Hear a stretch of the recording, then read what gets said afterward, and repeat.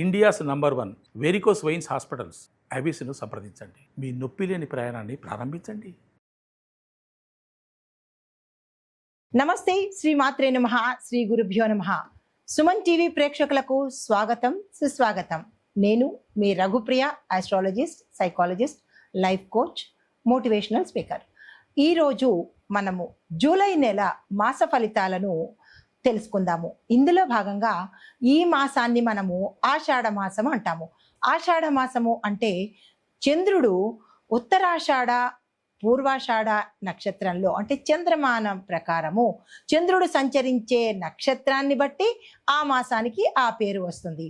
ఇప్పుడు చంద్రుడు ఉత్తరాషాఢ నక్షత్రంలో సంచారం చేస్తుండగా ఈ మాసానికి ఆషాఢ మాసం అని పేరు వచ్చింది.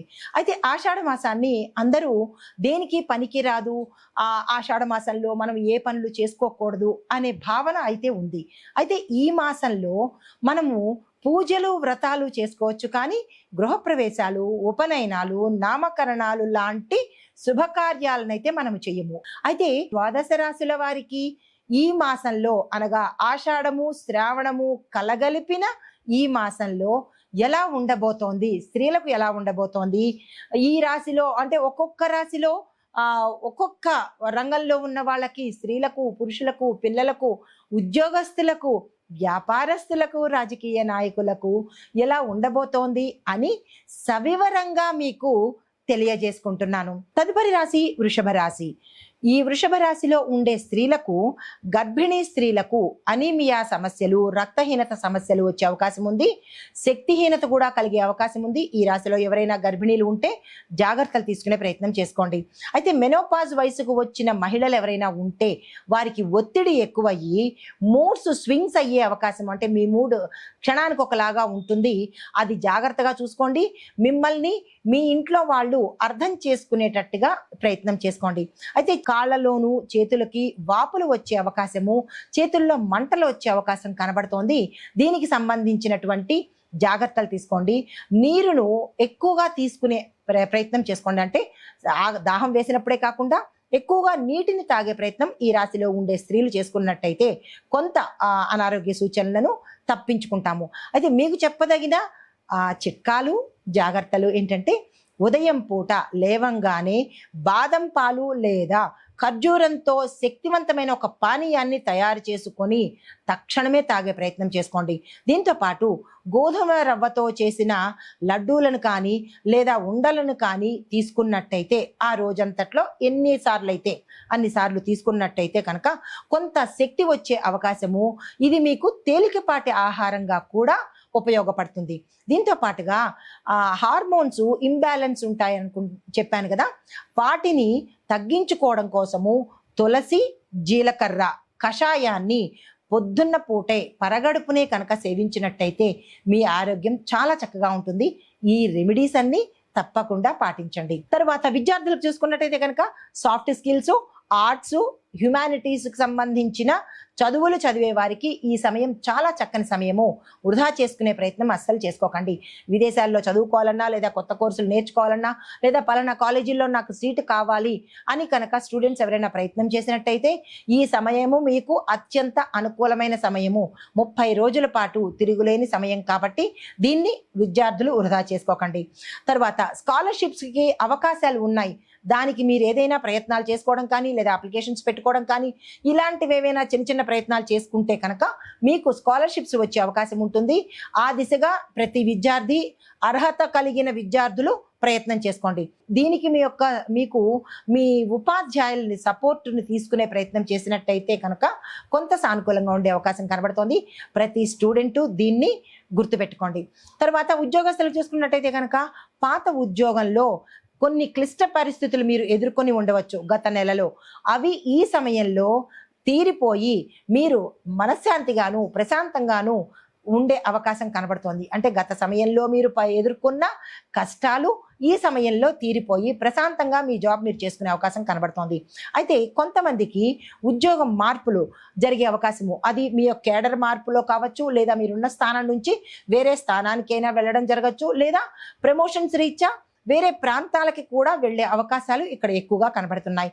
అయితే మహిళా ఉద్యోగస్తులకు ఇంటికి ఆఫీస్కి సమతుల్యతను అంటే బ్యాలెన్స్ చేసుకోండి. ఇంట్లో విషయాలు ఆఫీస్లో కానీ, ఆఫీసు విషయాలు ఇంట్లో కానీ ప్రస్తావన చేసుకోకుండా ఎక్కడిది అక్కడే అన్నట్టుగా మీరు కనుక బ్యాలెన్స్ చేసుకున్నట్టయితే మంచి జరిగే అవకాశం కనబడుతోంది.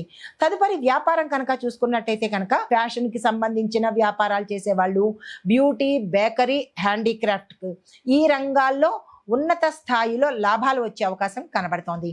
ఖర్చులు ఎక్కువగా ఉన్నప్పటికీ మీకు వచ్చే ఆదాయం వల్ల అది బ్యాలెన్స్ అయిపోతుంది. తరువాత వ్యవసాయదారులకు చూసుకున్నట్టయితే కనుక పశు పోషణకు సంబంధించిన తరువాత పశు సంబంధిత ఉత్పత్తులు చేసే వారికి విశేషమైన లాభాలు వచ్చే అవకాశం కనబడుతోంది. భూమి కొనుగోళ్ల విషయంలో ప్రతి ఒక్క రైతు ఎవరైతే భూమి కొనుక్కోవాలనుకుంటున్నారో ఆ రైతు జాగ్రత్తలు తీసుకుని మీకు తెలిసిన వాళ్ళని సంప్రదించి అప్పుడు మీరు భూమి కొనుక్కునే ప్రయత్నం చేసినట్టయితే కొంత జాగ్రత్త ఉండే అవకాశం కనబడుతోంది. లేదు అంటే కనుక మీరు నష్టపోయే అవకాశం చాలా ఎక్కువగా ఉంది. ఆ విషయంలో జాగ్రత్తలు తీసుకోండి. తరువాత రాజకీయ నాయకులకు చూసుకున్నట్టయితే మహిళా ఎవరైతే నాయకులు ఉంటారో సామాజిక మాధ్యమాలలో అనగా సోషల్ మీడియాస్లో కావచ్చు, ఇతరత్ర మాధ్యమాలలో మీకు గుర్తింపు, పేరు, కీర్తి ప్రతిష్టలు వచ్చే అవకాశం చాలా ఎక్కువగా కనబడుతోంది. అయితే స్థానిక రాజకీయాలలో మీకు సపోర్ట్ కూడా సమయానికి అందుబాటులోకి వస్తుంది. వాతావరణ పరంగా చూసుకున్నట్టయితే కనుక మితమైన వర్షపాతము, ఈదురు గాలులు, గాలి ఎక్కువగా ఉండడము, గాలితో కూడుకున్నటువంటి వానలు కూడా కురిసే అవకాశం కనబడుతోంది. తలనొప్పులు, వాతకు సంబంధించిన వ్యాధులు కూడా వచ్చే అవకాశం కనబడుతోంది. దీనికి సంబంధించి జాగ్రత్తలు తీసుకోండి. అయితే ప్రయాణాలు ఏమైనా ఉంటే కనుక పోస్ట్ పోన్ చేసుకోవడమే ఇక్కడ చెప్పదగిన ప్రత్యేకమైన సూచన. ఎందుకంటే వాతావరణం అంత అనుకూలంగా లేదు కాబట్టి. లేదు తప్పదు అని అనుకుంటే కనుక దానికి సంబంధించిన జాగ్రత్తలు తీసుకుని ప్రయాణాలు చేసుకోండి. కుటుంబ పరంగా చూసుకున్నట్టయితే కనుక తల్లిదండ్రుల ఆరోగ్య విషయంలో శ్రద్ధ తీసుకోవడం తప్పనిసరి. అయితే పిల్లల చదువులకి తరువాత స్నేహ సంబంధాలు, మీ పిల్లలు ఎవరితో స్నేహం చేస్తున్నారు, ఎటువైపు వెళ్తున్నారు అనే అంశాన్ని ఇక్కడ తల్లిదండ్రులు గమనించుకోవాల్సిందిగా ప్రత్యేకంగా చెప్పడం జరిగింది. అయితే భార్యాభర్తల మధ్య పరస్పరం గౌరవం పెరగడంతో పాటు ఒకరికొకరు సమన్వయంగా అర్థం చేసుకున్నట్టయితే కనుక ఈ నెలలో ఎటువంటి గొడవలు రాకుండా సామరస్యంగా ఉండబోతోంది.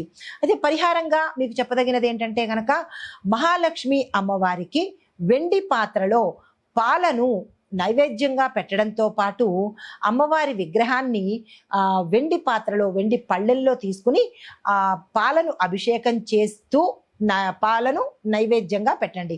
అంటే అమ్మవారికి పాలతో అభిషేకంతో పాటుగా పాలను నివేదన చేసుకోవడం ఒక పరిహారము. మరి ఒకటి, ఒక చిన్ని మంత్రాన్ని ఇస్తున్నాను, అది తప్పనిసరిగా మీ వెసులుబాటును బట్టి చదువుకునే ప్రయత్నం చేసుకోండి. ఓం శ్రీం హ్రీం క్లీం మహాలక్ష్మి నమః. చాలా చిన్ని మంత్రం కదా, తప్పనిసరిగా ప్రతి స్త్రీమూర్తి ఇది 108 సార్లు చదువుకునే ప్రయత్నం చేసుకోండి. అయితే దీంతో పాటుగా గోశాలకి వెళ్ళి మీకు అవకాశం ఉన్నప్పుడు అక్కడ పశువులకు ఆకుకూరలను కనుక మీ చేత్తో సమర్పించినట్టయితే ఐశ్వర్యంతో పాటు, అఖండ సౌభాగ్యంతో పాటు, ఆయురారోగ్యాలతో పాటు మీ యొక్క కోరికలు తీరే అవకాశము చాలా ఎక్కువగా ఉంది. గోమాత 33 కోట్ల దేవతలకు సమానమైన తల్లి కాబట్టి గోమాత సేవ తప్పనిసరిగా చేసుకోండి. నమస్తే.